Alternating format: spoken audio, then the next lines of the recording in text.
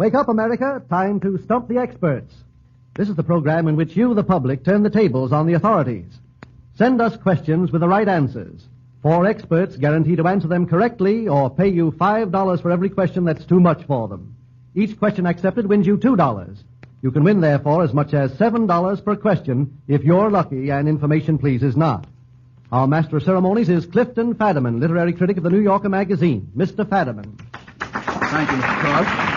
Good evening, everybody. May I introduce the 4 gigantic brains who will meet all comers tonight? Our 2 regulars, Franklin P. Adams, columnist of the New York Post, and John Kieran, sports expert, lepidopterist, look that one up, and General Walking Encyclopedia are with us as usual. And they will be aided and abetted by 2 guests of honor.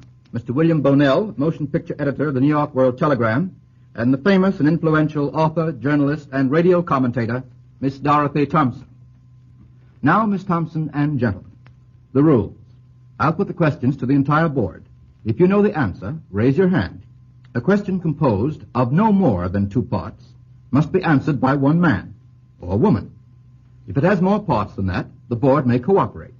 But if any part is answered wrong, we lose $5. When you hear that cash register ring, that means the questioner is actually getting his $5. Finally, ladies and gentlemen, remember that information, please, is unrehearsed, unprepared, happy-go-lucky, fancy-free, and enough adjectives, we're off. The first question comes from Mr. Eddie Bayer of Miami, Florida. You're asked to finish 4 of the 5 following Joe Miller gags.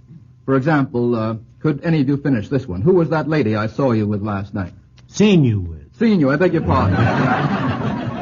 Seen you is correct or incorrect, as you choose. What would the answer be, Mr. Adams? There are 2 answers. One is, that was no lady, that was my wife. The other is, that was no lady, that was your wife. I have to pass either one of them. Well, now, Miss Thompson and gentlemen, you understand the idea of this question. 1, why does a chicken cross the road? Volunteers. Miss Thompson. Get to the other side. That's correct. 2, why do firemen wear red suspenders? Mr. Kieran. To keep their trousers up. Very good. Pants would be equally acceptable, Mr. Kieran.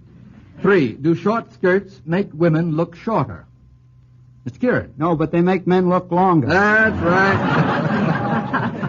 All right, see if you can get this one. Hey, the garbage man is outside.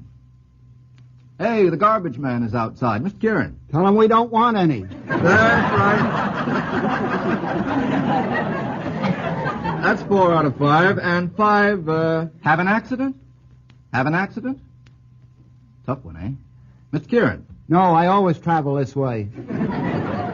That isn't the one I have down here. Well, no, I made thanks, all mine up, so I don't know. No, thanks, I just had one.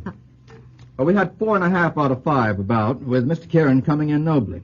I wonder whether any of you know who Joe Miller was, by the way. I have a little information on Joe Miller. This is off the record. Mr. Adams. He wrote a jest book, none of which things that you read was in there. Have you got that jest book in front of you? No, but I have it at home. I'd be glad to go home and get it. No, you can't go home now. Now that you're here, you have to stay here. Actually, Mr. Adams, that may be true. I'm not sure that all of these gags were in the original Joe Miller jest book. You were wrong in one particular. He didn't compose that jest book. It was a compilation. Yes, it was composed just a year after his death.